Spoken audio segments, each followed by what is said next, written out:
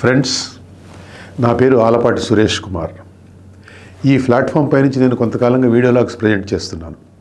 మీరు చూస్తున్నారు. ఈరోజు మీ అందరికీ క్షమాపణ చెబుతున్నాను. ఎందుకంటే నేను మిమ్మల్ని మిస్లీడ్ చేశాను, మీకు తప్పు సమాచారం ఇచ్చాను. ఉద్దేశపూర్వకంగా చేయలేదు ఆ పని, అయినా తప్పే. సమాచారాన్ని పబ్లిక్ డొమైన్లో పెట్టే ముందు అది సరైన సమాచారమో కాదో నిర్ధారించుకోవాల్సిన బాధ్యత నాపై ఉంది. కాబట్టే మన్నించమని కోరుతున్నాను. ఇక అసలు విషయం చెప్తాను. మొన్న నవంబర్ 26వ తేదీన ఈ ఛానల్లో ద గ్రేట్ నెల్లూరు చోరీ, సిబిఐ జాడలేదు, కాకానికి ఫికరు లేదు అన్న టైటిల్తో ఒక వీడియో లాగా ఇచ్చాను. వైఎస్ జగన్మోహన్ రెడ్డి పాలనపై నేను రాసిన విధ్వంసం పుస్తకంలో ద గ్రేట్ నెల్లూరు చోరీ అనే టైటిల్తోనే ఒక అధ్యాయం ఉంది. దాని ఫాలోఅప్ స్టోరీ అన్నమాట నేను 26వ తేదీన పోస్ట్ చేసింది. మీకు తెలుసు ఆ కేసు ఏమిటన్నది బహుశా, అయినా మరోసారి క్లుప్తంగా వివరిస్తాను. టీడీపీ నేత సోమిరెడ్డి చంద్రమోహన్ రెడ్డి అక్రమంగా వేల కోట్లు ఆర్జించి విదేశాల్లో ఆస్తులు కొన్నారని వైసీపీ నేత కాకాణి గోవర్ధన్ రెడ్డి ఆరోపించారు. ఆ ఆరోపణకు రుజువుగా కొన్ని పత్రాలు విడుదల చేశారు. గోవర్ధన్ రెడ్డి ఆరోపణలో నిజం లేదని, ఆయన చూపించిన పత్రాలు ఫోర్జరీ పత్రాలని సోమిరెడ్డి జవాబిచ్చారు. ఆయన అంతటితో ఆక్క గోవర్ధన్ రెడ్డిపై పోలీసులకు ఫిర్యాదు ఇచ్చారు. ఇదంతా జరిగింది 2016 ఆఖరులో. అప్పుడు సోమిరెడ్డి చంద్రబాబు ప్రభుత్వంలో మంత్రి, గోవర్ధన్ రెడ్డి వైసీపీ ఎమ్మెల్యే. పోలీసులు దర్యాప్తు చేసి ఫోర్జరీ నిజమే అని నిర్ధారించి దానికి సహకరించిన ముగ్గురిని అరెస్ట్ చేశారు. ఛార్జ్షీట్ దాఖలు చేశారు. గోవర్ధన్ రెడ్డి సుప్రీంకోర్టు నుంచి ముందస్తు బెయిల్ తెచ్చుకున్నారు. అది అలా ఉండగా 2022 ఏప్రిల్ 13వ తేదీన నెల్లూరు 4వ అదనపు మ్యాజిస్ట్రేట్ కోర్టులో ఓ చోరీ జరిగింది. లోపల బీరువాలో ఉన్న వందల సంఖ్యలో ఉన్న బ్యాగుల్లో ఒకదాన్ని దొంగలు ఎత్తుకెళ్లారు. గోవర్ధన్ రెడ్డి ఫోర్జరీ అభియోగం ఎదుర్కొంటున్న కేసు తాలూకు సాక్ష్యాధారాలను భద్రపరిచిన బ్యాగ్ అది అని పోలీసు దర్యాప్తులో బయటపడింది.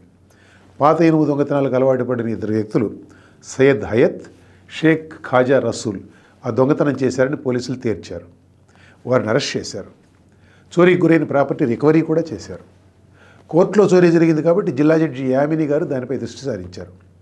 ఆమె విచారణలో విస్మయకరమైన విషయాలు వెలుగులోకి వచ్చాయి. ఫోర్జరీ కేసు ప్రాపర్టీని అసలు కోర్టుకి అప్పగించలేదని ఆవిడ తేల్చారు. కోర్టుకి అప్పగించని ప్రాపర్టీ కోర్టు నుంచి చోరీ కావడం ఏమిటి? పోలీసులు ఆ ప్రాపర్టీని రికవరీ చేయడం ఏంటి? పైగా విషయాన్ని లోతుగా పరిశీలించిన జిల్లా జడ్జి గారు పోలీసులు, కోర్టు సిబ్బంది కుమ్మక్కై చోరీ నాటకం ఆడారంటూ హైకోర్టుకు ఒక నివేదిక పంపారు. పోలీసులతో కాకుండా వేరే సంస్థతో దర్యాప్తు చేయిస్తే తప్ప గుట్టు బయటకు రాదని ఆవిడ రాశారు. హైకోర్టు ఈ చోరీ వ్యవహారాన్ని 2022 నవంబర్లో సిబిఐకి అప్పచెప్పింది. సిబిఐ ఇంకా కేసు తేల్చకపోవడం ఏమిటి అని నేను మొన్న వీడియో లాగ్లో ప్రశ్నించాను. నాది పొరపాటు. CBI case తేల్చింది.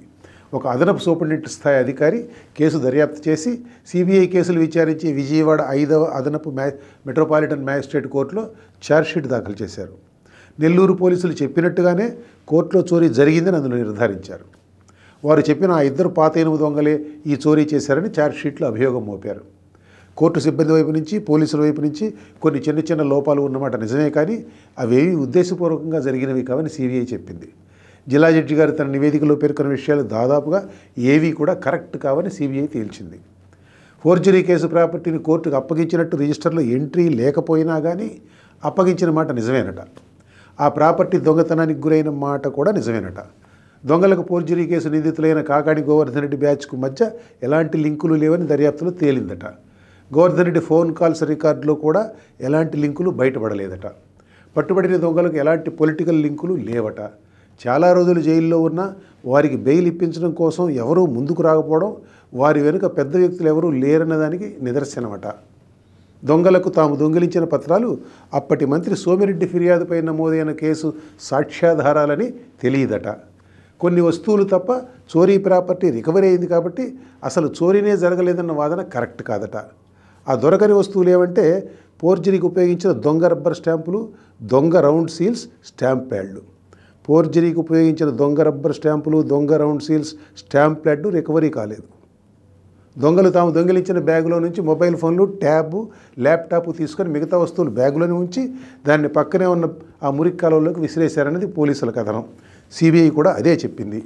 బ్యాగును పోలీసులు రికవరీ చేసినా పైన చెప్పిన వస్తువులు అందులో లేకపోవడానికి కారణం ఈ స్టాంపులు అవి నీళ్లలో కొట్టుకుపోవడం కావచ్చని సిబిఐ ఛార్జ్షీట్లో రాసింది. కేసు విచారణకు చేపట్టిన మెట్రోపాలిటన్ మ్యాజిస్ట్రేట్ అన్నపూర్ణ గారు 2024 ఏప్రిల్ 12న హాజరు కావాల్సిందిగా నిందితులకు సమన్లు జారీ చేశారు. వాళ్ళిద్దరూ రాలేదు. ఆ రోజు నాన్ బెయిలబుల్ వారెంట్లు జారీ చేశారు మ్యాజిస్ట్రేట్ గారు. 24న పోలీసులు వారిద్దరిని మ్యాజిస్ట్రేట్ ముందు హాజరుపరిచారు. మ్యాజిస్ట్రేట్ వారిని రిమాండ్కు పంపారు. 2024 మే నెల 10వ తేదీన కేసు విచారణకు వచ్చింది. నేరం చేశామని నిందితులు అంగీకరించారు. మ్యాజిస్ట్రేట్ ట్రయల్ లేకుండా విచారణ ముగించారు. ముద్దాయిలకు 3 ఏళ్ల కారాగార వాసం శిక్ష విధించారు. అంతా ఒక్క రోజులో జరిగిపోయింది. ముద్దాయిలు అటు నుంచి అటే జైలుకు వెళ్ళారు. కేసు విచారణ జరిగి నిందితులకు శిక్ష కూడా పడిన వార్త ప్రపంచానికి ఎందుకు తెలియలేదో, సిబిఐ దీనిపై మీడియా ముందు ఎందుకు రాలేదో నాకు తెలియదు. ఫ్రెండ్స్, అది జరిగింది. ఈ వీడియో లాగును ఇక్కడితో ముగిస్తున్నాను. దీనిపై నా కామెంట్లు ఏమీ లేవు. Thank you so much.